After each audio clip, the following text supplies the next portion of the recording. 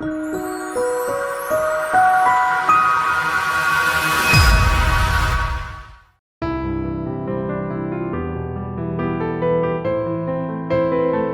wasn't too sure how much to say today, because I wasn't sure what kind of an audience I was going to get. So, if you don't mind, I might shorten, I might lengthen, depending on what kind of response I get from the audience. But we're here to celebrate a dear friend, brother, Sheldon.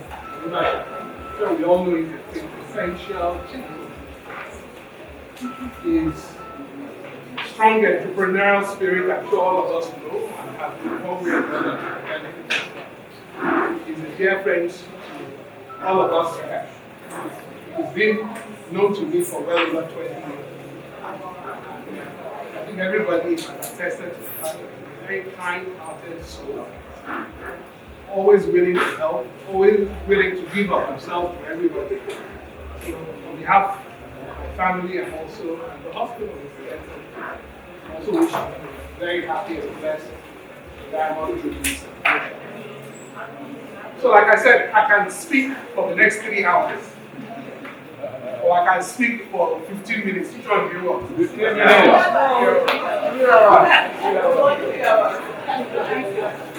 So this will be the outline, and I'm going to skip through quite a number of the slides.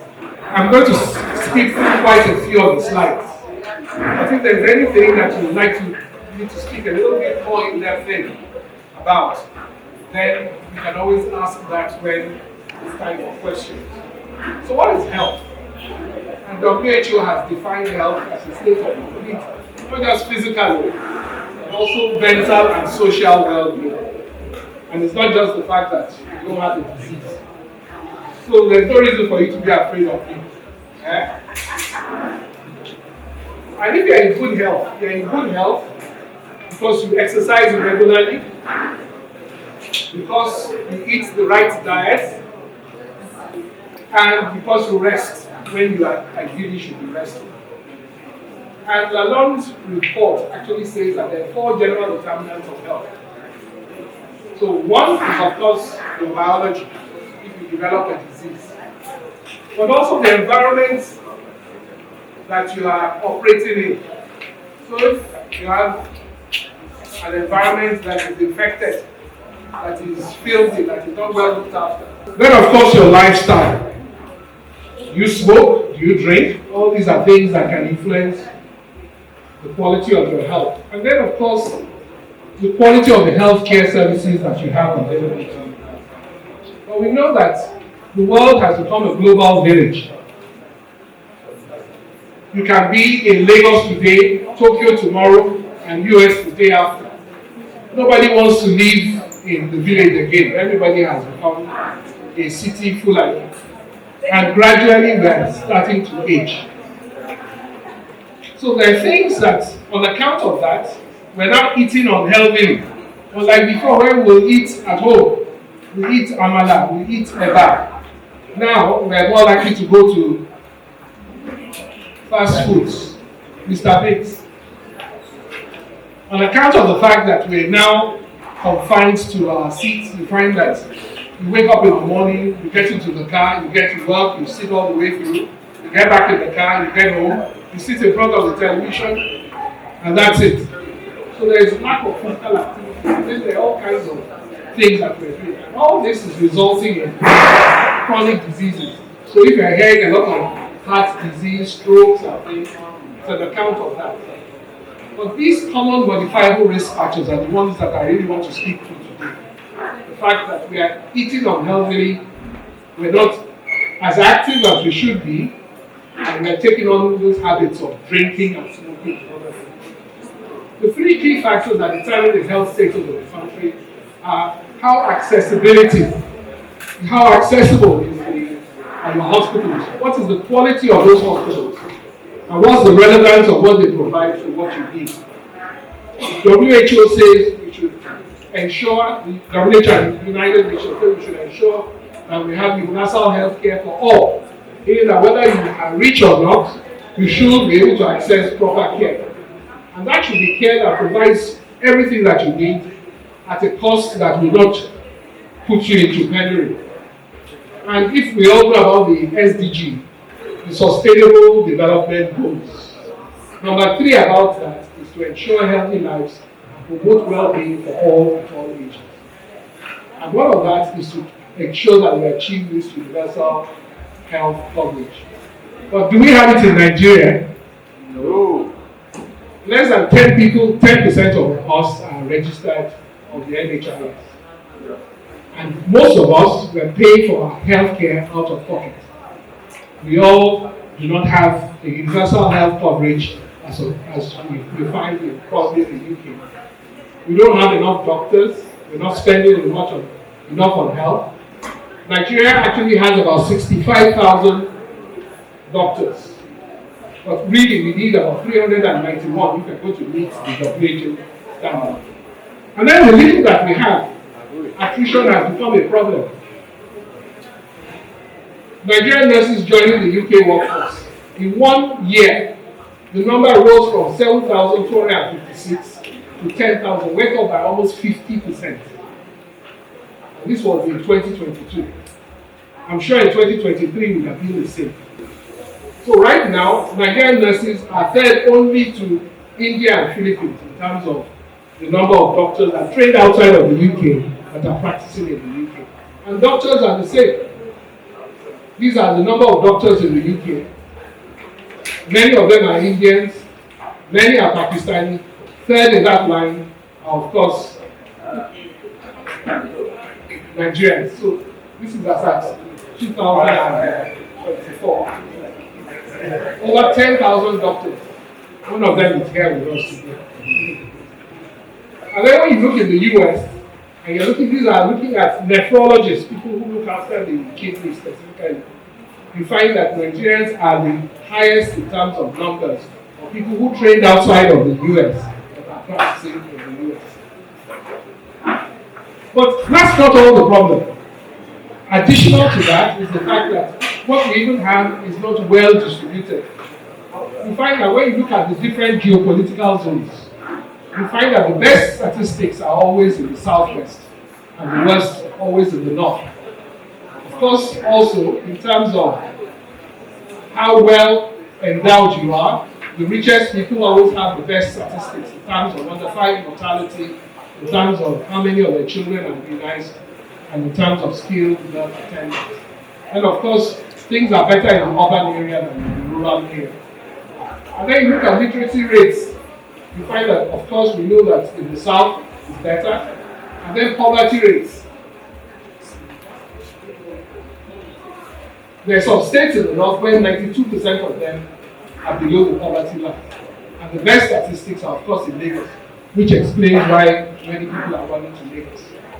Consequence of that, what you find is that these are the health-seeking behaviors of Nigerians. 62% of them go to pretend medicine stores, 61% traditional healers, 30% prayer houses. So it's not a surprise that the quality of our healthcare is so bad. And that's why you find that people go to Dr. Juma, who can treat so many problems, such as diarrhea, swollen body, which might be kidney issues. The same potion that he gives you, the same one he gives you for court case and bad luck. And Babalawos, see that this one has become UK compliant. Then we go to Babbage, Holy Japhet Ministries, where every day is the day for God's word, and special prayer and ordinary prayer and anointing. And the quality of some of our hospitals. This is a small doctor that's there. And imagine you come to this hospital and you go with what you didn't come with. Then Ebenezer Dental Clinic, who looks after menstrual pain, fibroid, and stomach pain. Chinedu Hospital, adult pediatrics. But then another pet peeve of mine, the fact that our own doctors are running away. Coptic, Indian, Ukrainian, Russian doctors are coming here to come and look after you. And I always say that if they were as good as they say they are, they wouldn't leave their country to come and practice it. And all of us will keep running to them thinking because they have the white skin, they must be better than our people. And then we pray about everything. We should pray about everything and agree. But if you look, rates of daily prayers, with more developed parts of the world, they don't pray. Or they pray and they work. The country with the highest number of people that pray every day is Nigeria, 85% of it. What are the global causes of loss of life? There's a long list, but today I'm going to focus on mainly the kidneys because of the nature of my subspecialty, and then maybe I'll talk about cancers if we have enough time. So we know chronic kidney disease is a major problem in our country today. This is how it's staged or classified.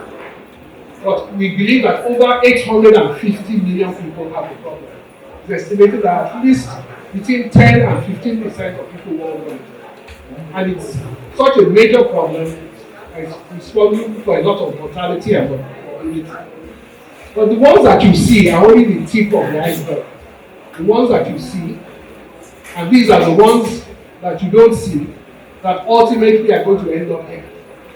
Particularly if you don't detect them early and you don't do the proper things. So today, we have planned, and I have quite a number of people with me from the hospital today. And for all of you that are willing, we'll check your blood pressure, we'll check your blood sugar, and we'll be able to advise you as to what exactly your state is. But worldwide, it's believed that between 10 to 60% of people have kidney problems. It's becoming a very common problem, and it's a lot more common. It's the eighth leading cause of loss of life. Much more common than the things that we tend to talk about: TB, HIV, malaria, all. But we also believe that 1/3 of us, 1 out of every 3 of us, are prone. Because we all have these risk factors. And just looking at all of us here, you'll find that those risk factors, if I ask now, I'm sure that over 50% of us will have high blood pressure. At least 20% of us will have diabetes. Many of us are obese. Some indulge in various habits. But also, we're all aging. And all these, we know, are risk factors for developing chronic kidney disease. But there's also another interesting part. Being from a high-risk ethnic group, and I'm going to talk to that a bit as we go along. We know it's common in Nigeria, and several studies have shown values from between 11 to over 20%. These are the number of patients that we've seen at St. Nicholas, just to reflect how common it has become. When I started off in St. Nicholas, we saw 10 patients that year. In 2024, 216 patients who had kidney failure, required dialysis, or required a transplant. So what are the things that cause it? Hypertension and diabetes I'll speak to later, but there are a few others that I usually use this opportunity to talk about. Toxic nephropathies, the use of agbo, agumo. If you take all those things and you already have some impairment of your kidneys, you can be certain that it's going to rapidly progress that kidney failure to a stage that you will require dialysis. Then, of course, also analgesics. This penchant for, I have a headache, I have body pain, I'm going to use Alabocor, I'm going to use Cafenol, I'm going to use paracetamol. All these things we know cumulatively will cause your kidneys to fail if you abuse it. I can tell you, if you use 2 tablets of paracetamol 3 times a day, and you do that consistently for 2 years, your kidneys will fail. As innocuous as you might think that paracetamol is, not to talk of the stronger analgesics like your non-steroidals, like ibuprofen, like diclofenac, your Cataflam, your Voltaren, all those drugs. If you abuse them, that's why you find that they usually say, if after 2 to 3 days you don't get better, go and see your doctor. But of course, the 2 main ones are the hypertension and diabetes, and we'll speak to that later. So hypertension, what are the risk factors for developing hypertension? Usually family history. If your mother is hypertensive, you have a 50% chance. If your father is 50, if both are, you can be sure 60%. If you have a sibling that is 40%. Aside from the fact that your being black in itself also exposes you to the risk. And then as you grow older, you find that the prevalence of hypertension increases, both in men and in women, such that by the time you are over 60 to 70% of you will have hypertension. And hypertension is not symptomatic. If you don't check, you won't know. That's why they often call it the silent killer. So if you don't check, and that's why I would ask all of you to avail yourselves of the opportunity today to make sure that you get a blood pressure check. And the BP targets, I wouldn't bother to go to do that, but if your blood pressure is over 140/90, you do have hypertension, particularly if it's consistent. Diabetes, on the other hand, is also becoming much more common, and we believe that over 10 to 20% of the individuals have blood sugar issues. And that's something else that we're going to try and check today. So also please take the opportunity to check. And these are the values that will define whether you're diabetic or not. Of course, we know it's increasing, and we know that in Africa, Nigeria has the highest prevalence of diabetes in the whole of the continent. And these are the risk factors as you advance in age. If you're obese, if you have a relative that has diabetes, of course, if you're a black person, and we'll go through that later, and a few of the other risk factors stated. And you find that as you're growing older, such that by the time you are over 60, almost 30% of people will have diabetes. And then in terms of ethnicity, you find that non-Hispanic blacks, those are us, become second only to the American Indians in terms of the proneness to develop diabetes. And when we've looked at it and said, Nicholas, you find that diabetes is one of the commonest reasons why we see patients. Of course, the commonest is hypertension.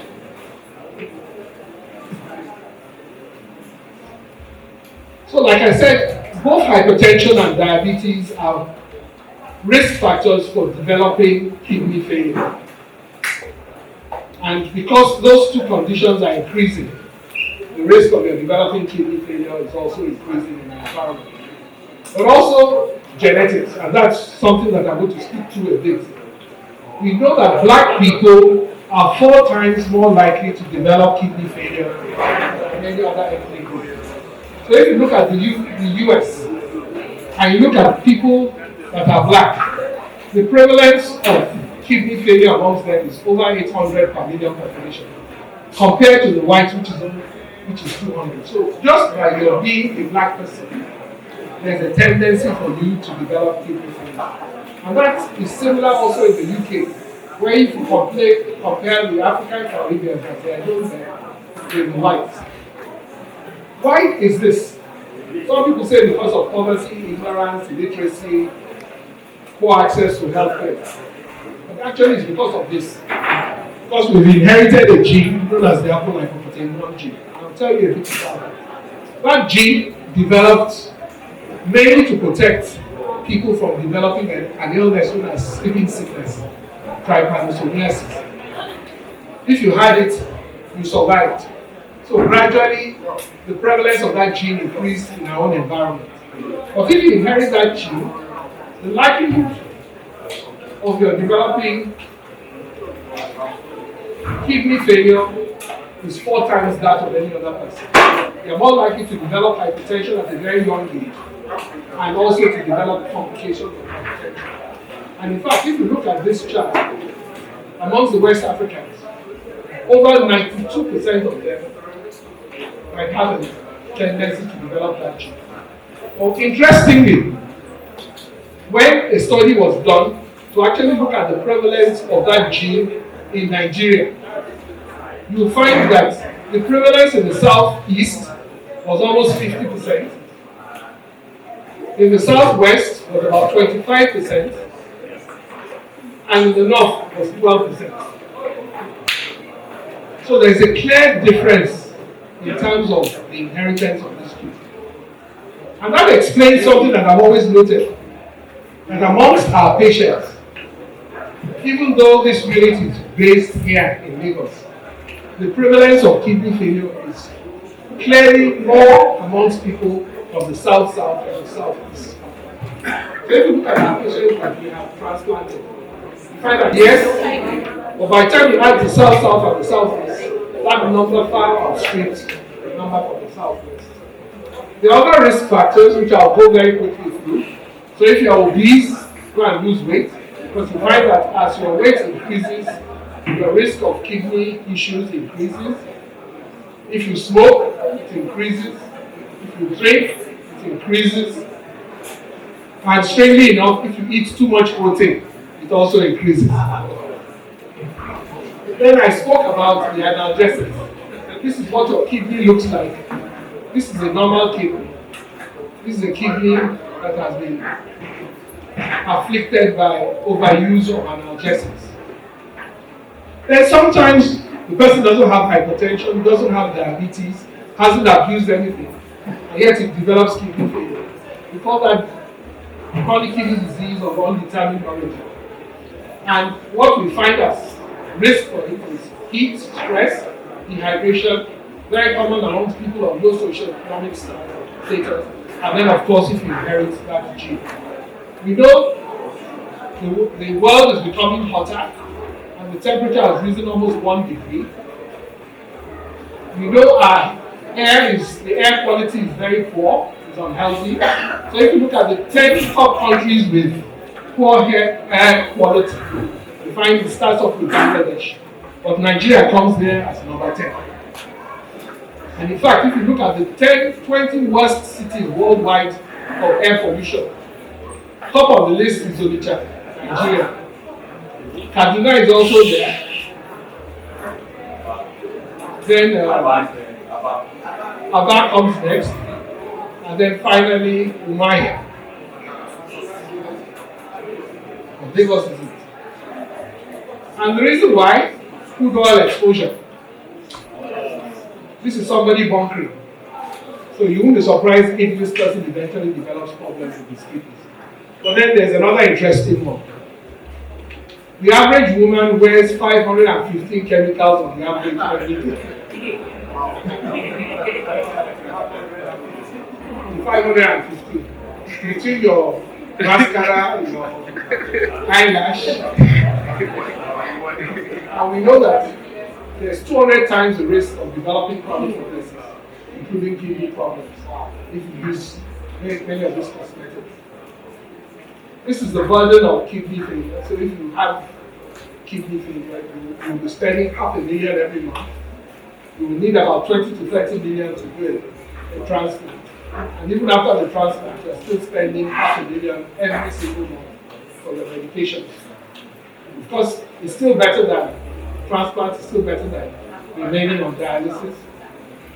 Unfortunately, we know that we are not doing enough in our dear country. Transplants have been around for over 70 years. The first one was done exactly 72 years ago. And things are progressing. They're now transplanting big kidneys. And many have been done.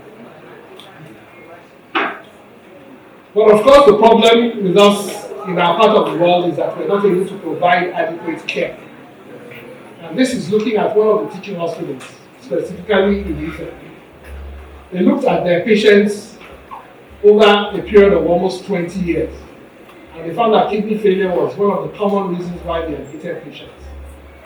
But they were only, out of the over 1,000 that they had, they only provided dialysis for about 500 of them. And out of that 500, only 38 survived more than 3 months. Mainly because they couldn't afford the cost. Like I said at the earlier stages, most people are paying out of pocket. So in fact, over almost 90% of them have died within the first month. But then things can be better. And we found that in 2024, where we saw about 260, the average age of our patients is young. Total mortality was less than 5%. These are the countries where transplants are done. These are the sites where transplants are done. And I'll correct that. We actually started off transplants in the year 2000.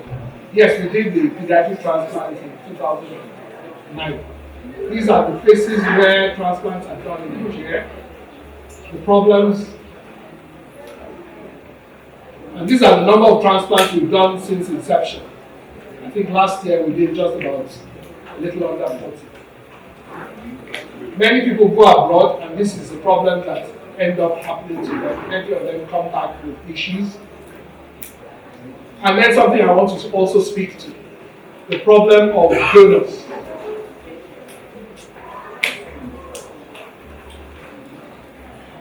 The law now in Nigeria is quite specific.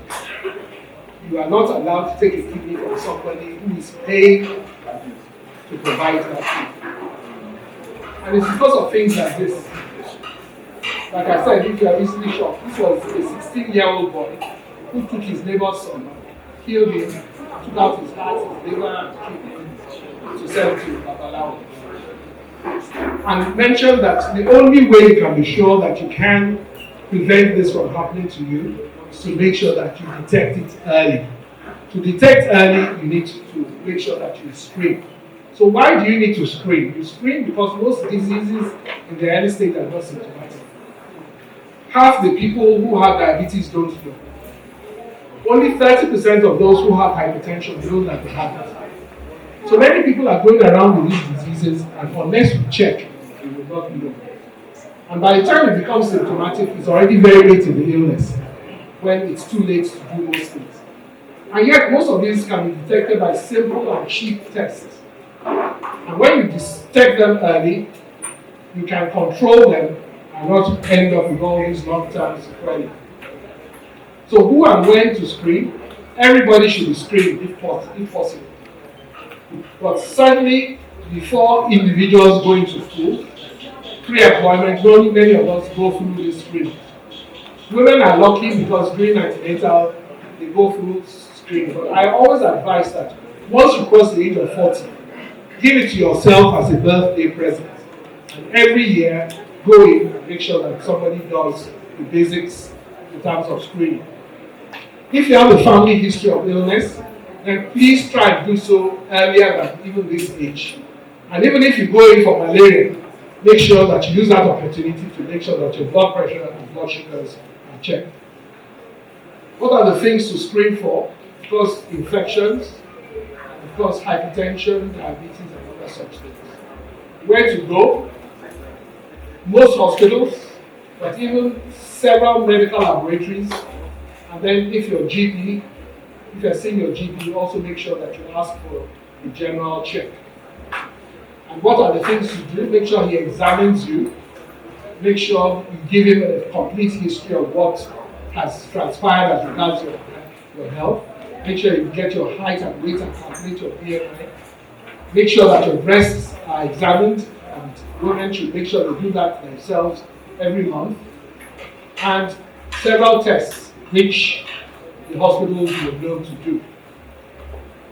So what are the things to do in terms of make sure that lifestyle modification, physical activity, all of us should make sure that we engage in at least 30 to 90 minutes of exercise at least 3 to 5 times every week. And that exercise should be one that raises your pulse to at least above 25% what is developed. So walk anytime that you can, avoid using steps, or use the steps and not the lift. This man is a traditional healer, is a traditional ruler, and is actually walking. And it says that walking is good prevention for most illnesses. Eat the right things. The natural African diet is the best. It is because we are changing from that diet, that's why a lot of the things that never happened to us before are starting to happen. So eat a lot of high fiber in your eba, your amala. Eat a lot of fruits and vegetables. Eat moderate sizes of meals, African round and Western. Do less frying and less of highly processed or refined meals. Don't go to McDonald's. You can see how big he is. He's asking for more. avoid being a couch potato, sitting in front of the television. He has a whole 1 liter can of soda and he's eating chips. They're not just there. It's young boy too. And the reality is that our children are getting bigger and bigger and bigger. And today's children may not live to the same age as their parents if they continue to remain obese. And obesity amongst children has gone from almost 10% to almost 15%. So eat a lot of fiber, eat a lot of African healthy snacks, exercise as much as you can, and make sure that when you are exercising, you do all that needs to be done. So you can walk. This is the amount of energy you expend as you do increasingly more and more active exercise. So walking at 2 miles per hour, that's how much you burn. If you're walking at 4 miles per hour, then of course if you're running at 6 miles per hour, that's what you do. I'll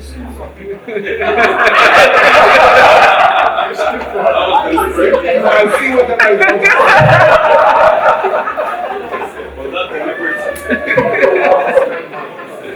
so many people spend their health gaining wealth and then have to spend their wealth to regain their health. And it is health that is the real wealth, and not pieces of gold and silver. Many thanks for your attention. I always like this slide. This is one of my earliest class. We did this 25 years ago. Wow. And this man donated his kidney to his wife. Wow. Thank you.